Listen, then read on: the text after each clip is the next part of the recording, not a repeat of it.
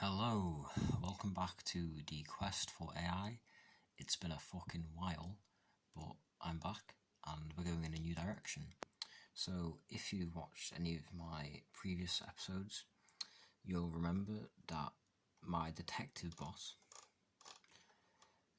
goes through all these situations, hypothetical situations, just represented by text, that I have to pre-prepare and put in to the program. Which kind of sucks, really, if you think about it, because I was thinking of coming back to this project, and I was thinking, it's really kind of boring that I have to keep doing this. Look at all this. Look at that. Look at all this.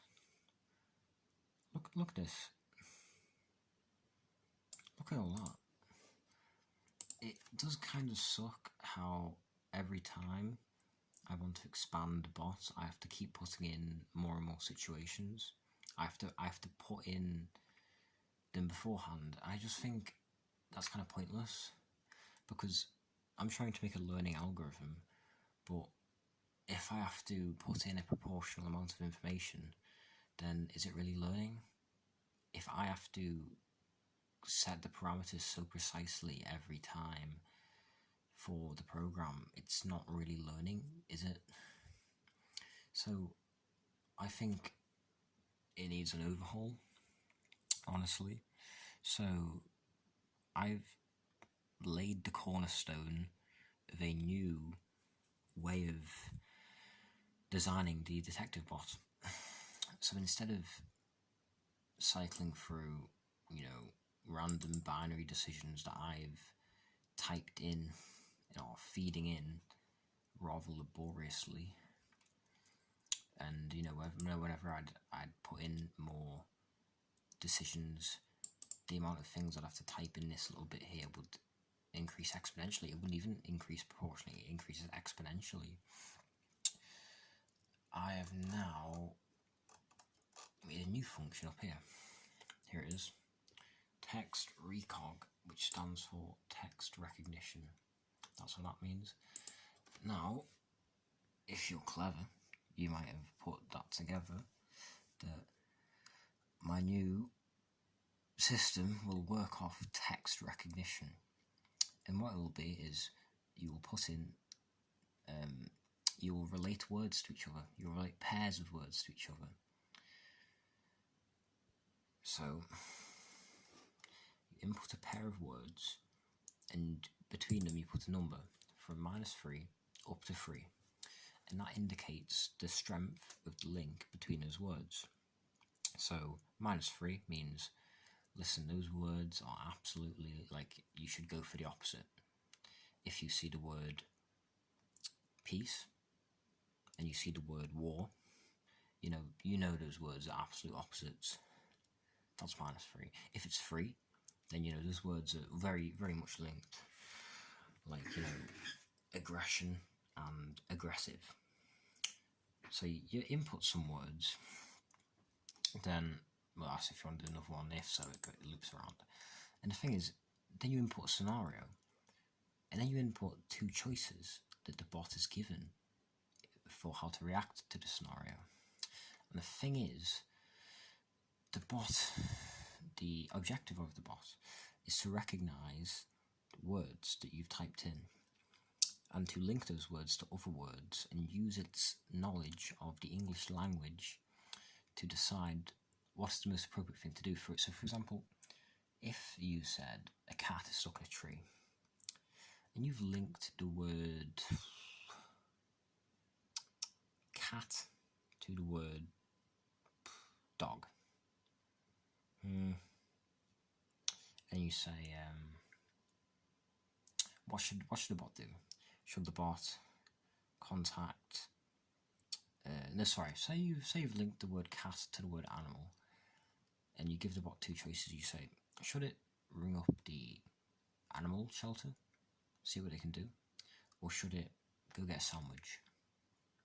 Now, this may seem very simple, but the bot needs to know whether it should ring up an animal shelter, see what they can do, see if they have any rescue teams like the RSPCA to come get this cat out of a tree, or go and eat a sandwich. It doesn't know.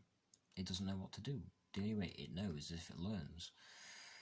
So, if it recognises the word cat in the scenario that you've typed, it knows that cat is related to animal, and it sees the word animal in its choice, so it's going to be more likely to go for that choice. And obviously, right now, there's only one pair of words that you're going to be putting in, and only one scenario that you're going to be putting in. So right now I've just made it so that it's got two numbers, C and D, and C will start off as 50, D will start off as 50, and when a choice is being made, it will be a random number between 0 and 100. And if a word is recognised that leans more towards the first choice, then C is made 100. And the thing is, if a number is less than C,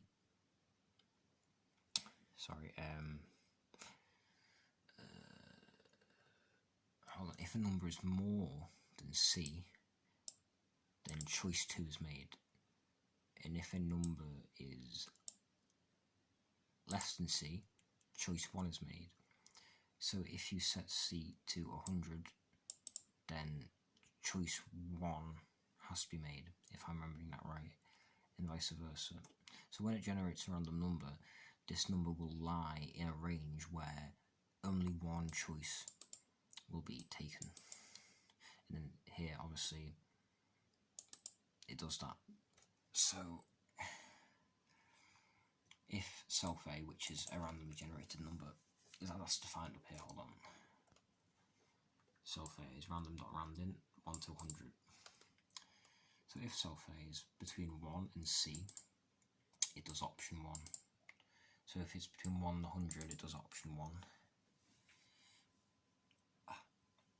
Or, if it's between 1 and 0, it does option 1, which obviously would never happen, because this is for option 2.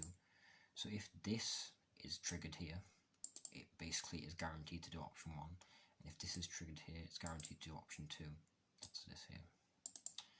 So I'll run it. Give my arm a rest, bloody hell. Switched arms.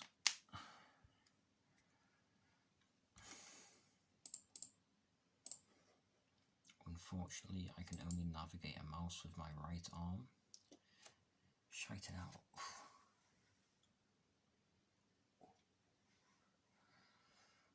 Don't know what's wrong with my shoulder. Also, I made it so that for now you can choose what mode to do. This is now mode 1. The old mode that I've been working on all the other episodes before this is mode 2. Eventually that'll be scrap.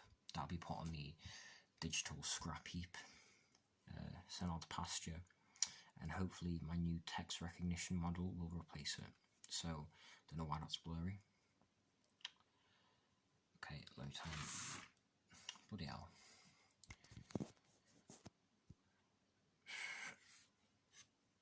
Equipment failure over here at the studio. You have to type exactly mode 1, otherwise it doesn't work. So I'll type in cat to die. For now, the linkage doesn't really have much relevance. It's not that complex yet. All it does now is just pick up on what words you've typed in, and if they're in one of the choices, it'll go for that choice. If they're in both of the choices, it will be 50-50. If they're in neither, it will also be 50-50. So it just outputs that list there. It splits it up into a list so it can look at each word individually, because otherwise it wouldn't be able to recognise the words. If you're interested, it does that by going through the list, passes through the list, sees where there's a space, and where there's a space, it actually splits up the list there. So it doesn't actually know that there's different words there. It just splits it up into different elements based on where there's a space. No, I don't want to put another pair. I also haven't done the programming for that. Have I? No, I haven't. So I couldn't if I wanted to. What is wrong with this camera? Okay, so cat stuck in a tree. Doesn't really matter what you put in here. It's only recognising the word cat. I just love blurry footage, don't you? So you could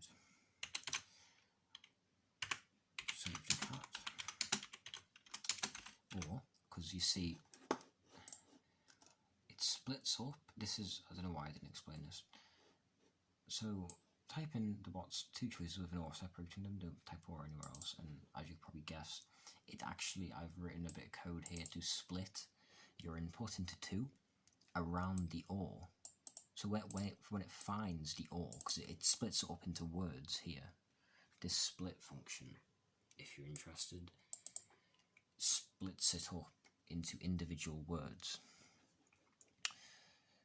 because of it does it how I said it before. And when it finds the or, which will be there because I've told you to put in an or, well, firstly it'll print or found, and then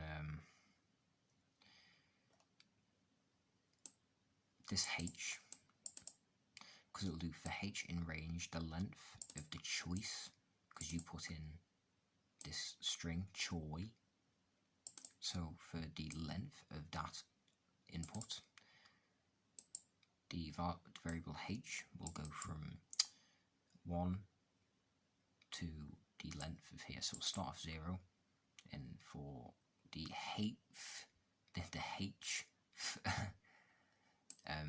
item in that sublist, so the h word, which will start off as the first word, if that's or, then it'll print that, and it'll break, and the length of the first choice will be h, because obviously if there's 3 words before the or, the length of the first part, the length of the first choice will be 3. If it's 5, it'll be 5, and obviously because the first word is not or, this won't be fulfilled, so it'll loop around again. The h word, which will now be the second word, if that's or, it'll do it, and the length of the first choice will be 2. Again, it's not, so it loops around again, and yeah, it'll be whatever the length of the first choice is.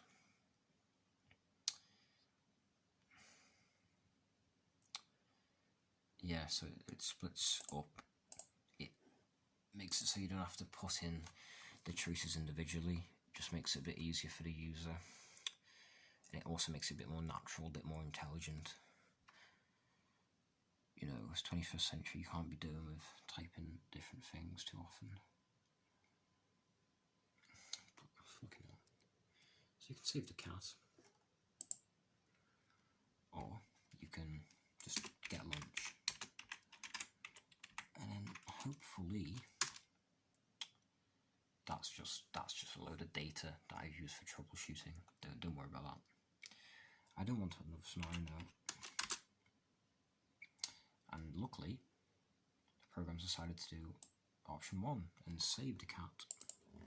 Now, as I explained, this is because if the word cat is in choi 1, which we've defined here, if it's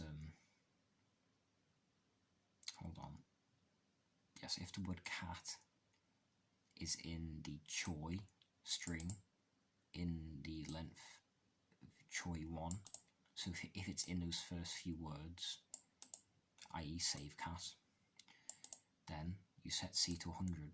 So whenever you generate that random number, it will always be within the right range to get choice 1 and save the cat. But if it wasn't, if say the second option was, if we switched it around, if the second option was to save the cat, then it would be, it'd be looking at if the word cat was in the range h to the length of choi, because you see it would be in that second half after the or. So the or is at position h, and it goes from or all the way to the end. And if it's in there, it's at C to 0.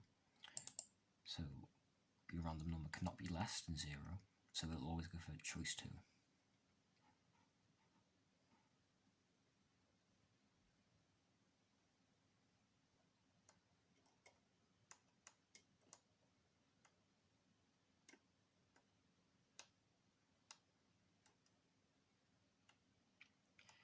Yeah, it's good program that. But yeah, sadly my old program will be going out to pasture in a bit. It will be replaced by a more complex and more intelligent text recognition function here. Alright, thank you for watching, if you did watch, that is. I doubt you did, but see ya.